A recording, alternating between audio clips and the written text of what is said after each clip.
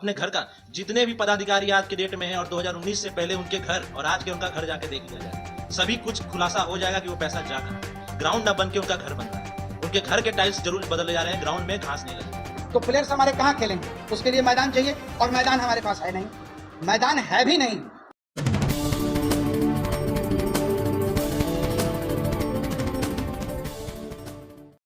बिहार कहा जाता है प्रतिभाओं का प्रदेश है। बिहार कहते हैं कि पूरे भारत में सबसे पुराना राज्य है। यहाँ से महावीर, बौद्ध, बहुत सारे धर्म निकले, बहुत सारे टैलेंट निकले हैं। अगर आज भी आप आईएएस, आईपीएस, डॉक्टर, इंजीनियर कहीं भी लिस्ट देख ले, आईआईटीएन तक, आपको सबसे पहले लिस्ट में अगर टॉप 10 में देखे बिहारी जरूर होगा। कहा जाता है खेल खेले होशियारी से खेलो, इस तरह का एक कविता है, मुझे एक्चुअली वो लाइन एग्जैक्ट नहीं याद है।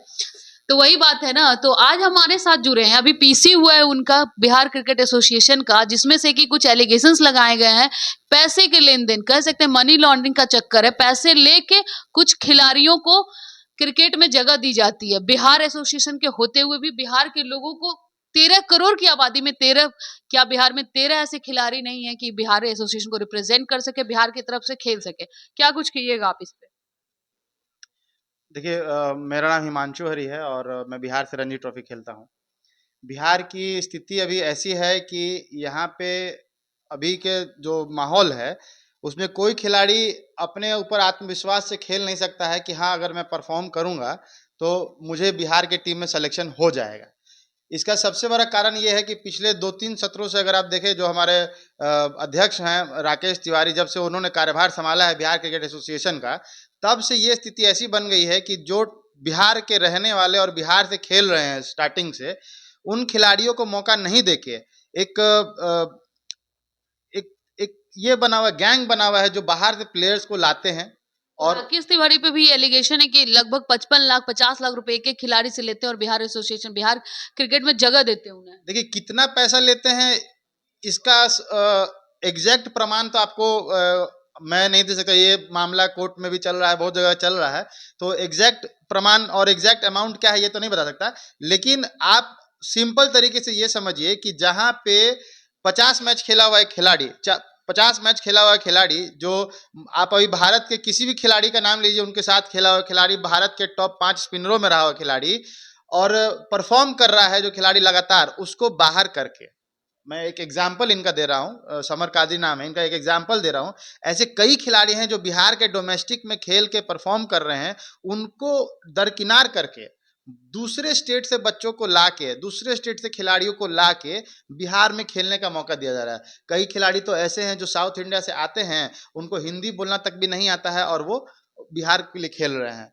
तो ये जो तरीका है, ये जो क्या एसोसिएशन का मापदंड है, ये बिहार के खिलाड़ी समझ नहीं पा रहे हैं कि आखिर हम लोग क्या करें कि आखिर हम अपने राज्य को रिप्रेजेंट कर सके, या किस तरीके से हम अब क्या परफॉर्मेंस करें, क्या करें। तो लास्ट में ये एक सॉल्यूशन आता है कि थोड़ा अध्यक्ष महोदय से मिल लीजिए, उनके जो ब्रोकर लोग हैं उनसे मिल लीजिए, या जीएम एडमिन से मिल लीजिए, जीएम ऑपरेशन से मिल लीजिए।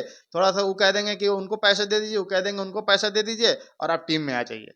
यही सिस्टम चल रहा है। अभी आपसे मेरा सवाल है, अभी जो हाल फिलहाल में रणजी हुई थी वहां 2-2 टीमें पहुंच गई थी, क्या ये पॉसिबल है? अगर ये ऐसा हुआ है तो इसके पीछे क्या हो सकता है? देखिए, 2 टीमें पहुंचने का जो रीजन था, एक हमारे वर्तमान सचिव हैं और एक वर्तमान अध्यक्ष हैं। तो एक राकेश तिवारी और जो वर्तमान सचिव हैं वो है अमित कुमार। तो उन्होंने इलीगली, अनकॉन्स्टिट्यूशनली प्रेसिडेंट ने इन्हें हटा दिया। तो अब ये हमारे जो सचिव थे वो गए साइन कराने रेफरी से कि सर ये मेरी टीम है, क्योंकि सचिव ही टीम बनाता है। सबसे बड़ी बात, कॉन्स्टिट्यूशन जो बीसीसीआई का है उसमें है कि सचिव के साइन से ही टीम बनती है, पैसे जाते हैं, सब कुछ सचिव के। लेकिन यहाँ क्या हो रहा है, यहाँ प्रेसिडेंट ही सारा काम कर रहा है, पैसे भी निकाल रहे हैं तो प्रेसिडेंट अपने आप को सेक्रेटरी बता के। आपसे एक सवाल है, आपने टीम के लिए रणजी खेला है, स्टिल आप अपने आप को वहां नहीं देखते जहां आप डिजर्व करते हो। आखिर ये बिहार में बिहारी होने के नाते ऐसा है या फिर कोई अलग रीजन है? नहीं नहीं, देखिए, मैं झारखंड में खेला हूँ 10 साल। 2018 में यहाँ आया, जब यहाँ अफिलिएशन मिला था, तो 2018 में सब कुछ बढ़िया था।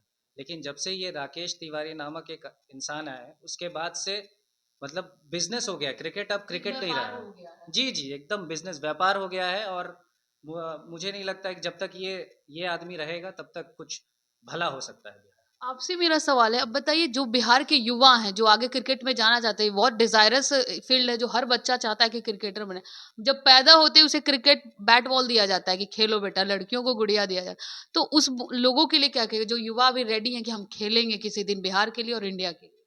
बिहार का भी स्थिति ऐसा है जहाँ पे छोटे बच्चे जूनियर को क्रिकेट खेलने का राय अगर हम लोग से दिलवाया जाए तो हम लोग मना करेंगे, क्योंकि यहाँ क्रिकेट के परफॉर्मेंस के बेसिस पे नहीं खेलना है, यहाँ पैसे के परफॉर्मेंस के बेसिस पे खेलना है। कौन कितना ज्यादा पैसा दे सकता है वही वो उस टीम में रहेगा। यहाँ मापदंड खेल नहीं है, यहाँ मापदंड पैसा है। अभी नालंदा में जो कौन सी हसन कप हो रहा था ना, अब हेमन ट्रॉफी, वहां पे भी वहां का अगर सिचुएशन देखा जाए तो खेत में खिलवाया जा रहा है, कोई प्रॉपर स्टेडियम, कोई सिचुएशन वैसा नहीं है। तो इन सब पे क्या कहेंगे? यहाँ इंफ्रास्ट्रक्चर की कमी है, यहाँ ग्राउंड नहीं बना के सभी खिलाड़ी जो अगर पैसा दे रहे हैं वो पैसा जा कहाँ रहा है? अपने घर का वो लोग मरम्मत करवा रहे हैं, अपने घर का। जितने भी पदाधिकारी आज के डेट में हैं और 2019 से पहले उनके घर और आज के उनका घर जाके देख लिया जाए, सभी कुछ खुलासा हो जाएगा कि वो पैसा जा कहाँ रहा है। ग्राउंड न बन के उनका घर बन रहा है, उनके घर के टाइल्स जरूर बदले जा रहे हैं, ग्राउंड में घास नहीं लग रही। तो ये कहीं ना कहीं तो करियर खाना हुआ ना, जो बच्चे इस चीज को डिजायर करते हैं कि हमें क्रिकेट में जाना, उनका करियर खा रहे हैं वो लोग। मैंने इसी वजह से संन्यास ले लिया। मेरी तो उम्र भी नहीं है संन्यास लेने की, लेकिन मैंने संन्यास लिया क्योंकि मैं सोच रहा हूँ कि अब बिहार के लड़कों के लिए मैं खुद एडमिनिस्ट्रेशन में, एक क्रिकेटर उतरेगा तभी कुछ अच्छा हो पाएगा। और राजेश राठौर का अगर बैकग्राउंड देखा जाए तो कहीं से भी क्रिकेट बैकग्राउंड से नहीं आते। राकेश तिवारी। राकेश तिवारी को क्रिकेट आता ही नहीं है। उसको अगर आप पूछ लीजिएगा कि एक इनिंग में कितने प्लेयर खेलते हैं, वो उनको पता नहीं होगा। तो कहीं वो भी पैसे देके तो नहीं बन गए?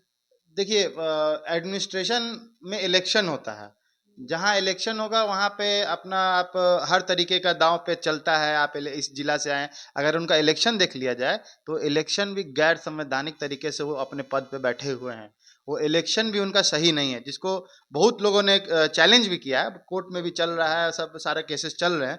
वो इलेक्शन भी सही नहीं है, उनका वोटर लिस्ट में नाम नहीं है, और जब तक वोटर लिस्ट में नाम नहीं होगा तब तक आप बिहार क्रिकेट एसोसिएशन का इलेक्शन नहीं लड़ सकते हैं। तो एज अ प्लेयर आप लोग बिहार सरकार या फिर सुप्रीम कोर्ट या हाई कोर्ट, जहां भी ये मामला चल रहा है, उनसे क्या कहिएगा?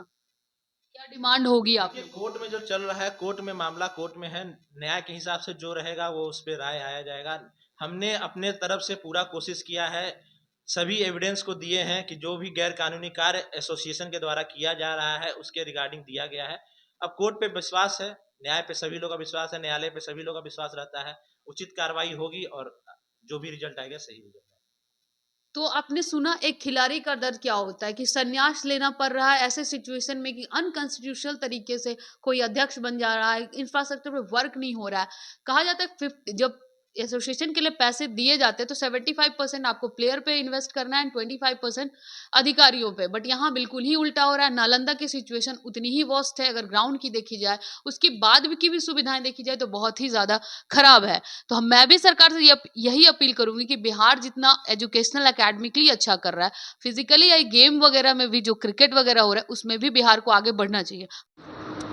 बिहार क्रिकेट एसोसिएशन के द्वारा बिहार के बाहर के राज्य के खिलाड़ियों को खिलाने का जो कुचक्र चल रहा है उसका पर्दाफाश आज हम लोगों ने किया है। प्लेयर्स की सूची है, जिन प्लेयर्स को बीसीसीआई के मैचेस में खिलाए गए हैं उसमें पहला नाम आता है यशपाल यादव का। 5/9/2023 को इनका बर्थ सर्टिफिकेट इशू हुआ और बर्थ सर्टिफिकेट जो है वो इशू हुआ गया से। इनका जो रेजिडेंस है वो रेजिडेंस है जमुई में और इनका जो बैंक का खाता है वो खाता खुला है पटना में। और ये जो भी डॉक्यूमेंट हम आपको बता रहे हैं ये बिहार क्रिकेट एसोसिएशन के एडवोकेट राजू गिरी के द्वारा जो हलफनामा दायर किया गया है हाई कोर्ट में उसके आधार पे बता रहे हैं। दूसरा प्लेयर है सौरभ सोनी, इसका भी बर्थ सर्टिफिकेट इशू हुआ है 14/10/2023 में और इनका भी बर्थ सर्टिफिकेट इशू करने वाली जो जगह है वो गया है गौरा ग्रामीण गया और इनका जो रेजिडेंशियल एड्रेस है ये भी गया का है। इनका भी खाता पीएनबी पटना में है PNB बेली रोड पटना में इनका खाता खोला गया है। दूसरा, इनके साथ एक चीज़ और भी है कि विद्यालय का जो 3 सत्र है, जिसमें सर्टिफिकेट जो मांगा जाता है कि 3 साल का आप क्रमशः सर्टिफिकेट दें, वो सर्टिफिकेट 2019-20, 18-19 और 17-18 का प्रगति पत्र लगाया गया है, जिसको देखने से ये प्रतीत होता है कि तीनों एक ही व्यक्ति के द्वारा एक ही समय में भरा गया है और तीनों सत्र में रोल नंबर उनका 31 है।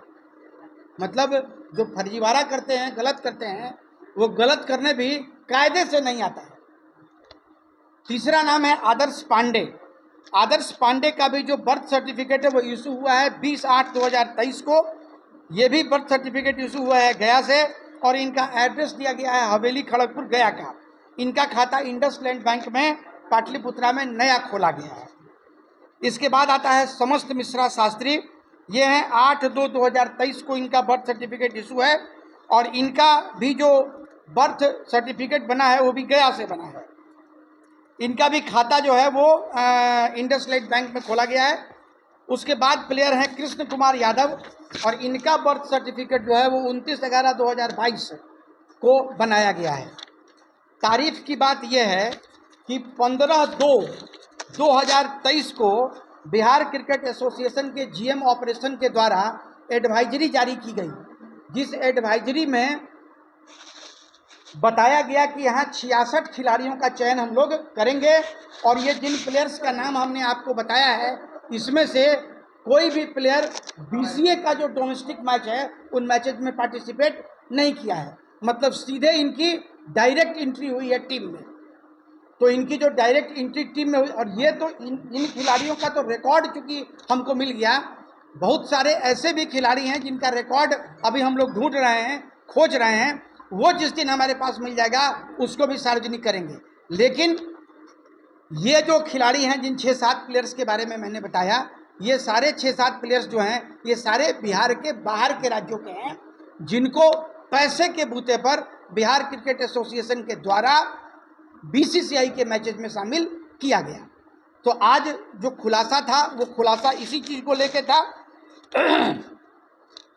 दूसरा, बिहार क्रिकेट एसोसिएशन में जो अनियमितताएं हैं वो अनियमितताएं अपने पराकाष्ठा पे हैं। आपको बता दें कि पूरे हिंदुस्तान में कोई भी ऐसा एसोसिएशन नहीं है जिस एसोसिएशन में PS रखने का प्रावधान है ऑनरेरी मेंबर्स के लिए। लेकिन बिहार क्रिकेट एसोसिएशन में PS दिया गया है। 2 लोगों ने PS अपना नहीं लिया, 3 लोग अपना PS रखे हुए हैं और 25 लाख से ज़्यादा रुपए हर महीने सैलरी एक्सपेंसेस में बांटे जाते हैं। अभी आपको बता दें कि अभी 2 महीना पहले बिना कमिटी ऑफ मैनेजमेंट के अप्रूवल के भावना नाम की एक महिला का चयन किया गया PR एजेंसी के तौर पे और उनके द्वारा क्या काम होता है ये बिहार क्रिकेट एसोसिएशन का कोई पदाधिकारी नहीं जानता है। उनका अभी तक उनका जो चयन हुआ वो चयन की प्रक्रिया का कन्फर्मेशन भी नहीं हुआ है। चयन की प्रक्रिया कैसे हुई इससे भी कौम का कोई व्यक्ति अवगत नहीं है और उनकी सैलरी तय की गई 1 लाख रुपया। जिस बिहार स्टेट में को आज के तारीख में अनुदान का पूरा पैसा भी इसलिए नहीं मिल पाता है कि हमारे पास इंफ्रास्ट्रक्चर के नाम पर कुछ है ही नहीं। हम कहते हैं कि हमारे प्लेयर्स को हम तैयार करेंगे तो प्लेयर्स हमारे कहाँ खेलेंगे, उसके लिए मैदान चाहिए और मैदान हमारे पास है नहीं, मैदान है भी नहीं और मैदान बनाने की दिशा में हम कोई प्रयास करते भी नहीं हैं, जो दुर्भाग्यपूर्ण है। हम तुलना करते हैं इन चीज़ों से कि जब बिहार के बच्चों ने ठान लिया कि उनको UPSC क्रैक करना है तो 10 में से 7 लड़का बिहारी होता है। ये सभी अवगत हैं और मैं आपको बताऊं कि बिहार के खिलाड़ियों में इतनी प्रतिभा है कि उन प्रतिभाओं को अगर ढंग से निखारा जाए तो वो प्लेयर्स इंडियन क्रिकेट टीम जो है, इंडियन क्रिकेट टीम का दरवाज़ा भी नॉक कर सकते हैं। दुर्भाग्य की स्थिति है कि IPL जैसे मैच में नेट बॉलर बनने के लिए हमारे यहाँ के प्लेयर्स को मशक्क़त करना पड़ता है, जबकि उनमें टैलेंट इस कदर है कि वो इंडियन क्रिकेट टीम में भी अपनी जगह बना सकते हैं। तमाम ऐसे खिलाड़ी हैं जिन खिलाड़ियों ने बिहार का दामन छोड़ दिया, बाहर के राज्यों में चले गए और वो लोग आज की तारीख में अपनी प्रतिभा का निखार रहे हैं और दिखा रहे हैं। मुकेश कुमार हैं, मयंक यादव हैं, और भी तमाम, ये तो 2 एग्जाम्पल मैंने आपको बताए हैं। और ऐसे कई लड़के हैं जो लड़के बाहर बिहार के हैं, लेकिन बिहार के बाहर के स्टेट से खेलते हैं और खेल के अपनी प्रतिभा का लोहा मनवा रहे हैं। तो हम लोग ये कहने के पीछे, आज का जो ये प्रेस कॉन्फ्रेंस है, इसके पीछे हम लोगों का मूल उद्देश्य सिर्फ यही है कि चीज़ों से लोगों को अवगत कराएं और बिहार क्रिकेट एसोसिएशन जो ये गलत काम कर रहा है, इस गलत काम को करने से उसको रोका जाए। बिहार के खिलाड़ियों में भी बहुत प्रतिभा है, बिहार के खिलाड़ियों को तैयार किया जाए और तैयार करके उनको, देखिए जब बिहार की टीम खेलती है तो पूरे बिहार को रिप्रेजेंट करती है, बिहार की 13 करोड़ जनता को रिप्रेजेंट करती है। आज अगर बिहार और मुंबई का मैच मोइनुल हक स्टेडियम में हो रहा था, पिछले दिनों आप लोगों ने देखा कितनी किरकिरी हुई, जबकि 75 लाख रुपये बीसीए के खाते से निकाले गए मैदान को तैयार करने के लिए। मैदान में क्या तैयारी हुई दिखता नहीं है। जो उसके बाहर के आउटर इलाके थे उसमें क्या तैयारी हुई दिखता नहीं है। लेकिन आप बिहार सरकार से क्या कहना चाहते हैं? देखिए, बिहार सरकार से हम क्या डिमांड करेंगे, क्योंकि ये तो एक स्वायत्त इकाई है।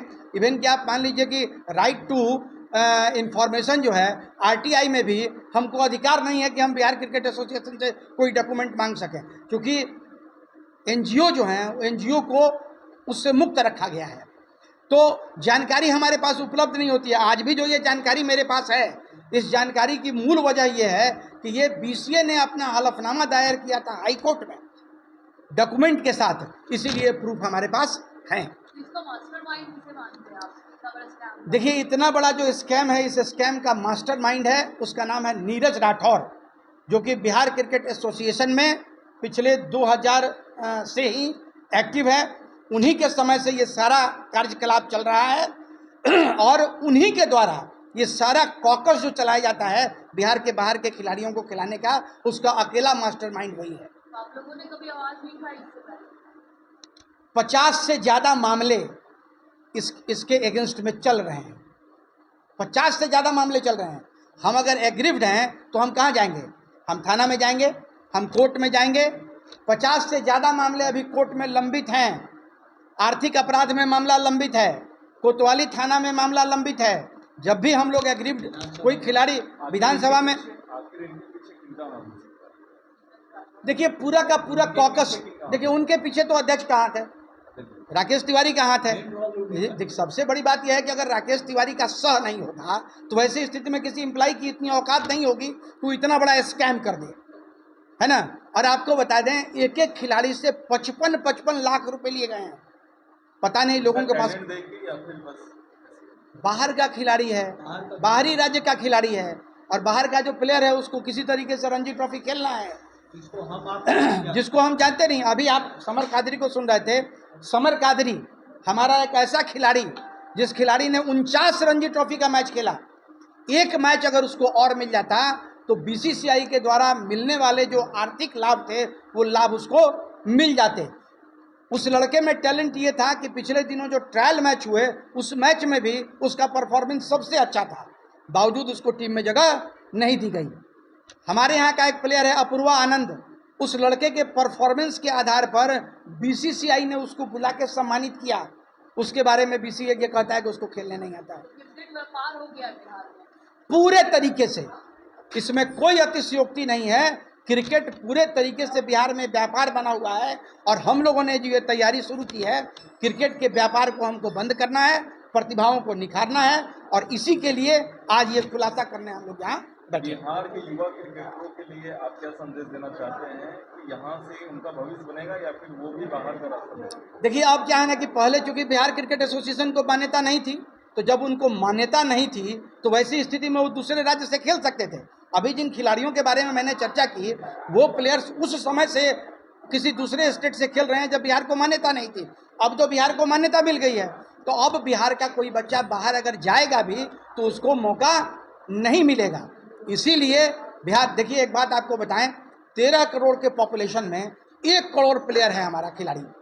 1 करोड़ की संख्या होगी हमारे प्लेयर्स की। क्रिकेट इतना पॉपुलर गेम है हमारे यहाँ। देखिए कंपटीशन बहुत ज़्यादा है, बावजूद इसके हमारे यहाँ प्रतिभाओं की भी कोई कमी नहीं है। ज़रूरत है, हमारे यहाँ कैंप लगता है, 2 दिन का कैंप, जबकि बाहर के राज्यों में 3-3 महीने का कैंप लगता है। हम कहते हैं कोई प्लेयर, किसी प्लेयर में अगर हुनर बहुत अच्छा है तो उस प्लेयर को आप तैयार कीजिएगा ना। हीरा जब खदान से निकलता है तो काला होता है, लेकिन जब उसमें उसकी कटिंग होती है तो वो हीरा बन के निकलता है। हमारे यहाँ क्या है कि हमारे यहाँ उस तरह की कोई व्यवस्था नहीं है, और हमारे यहाँ सब कुछ सिर्फ खाना पूरी के आधार पे होता है, जो दुर्भाग्यपूर्ण है।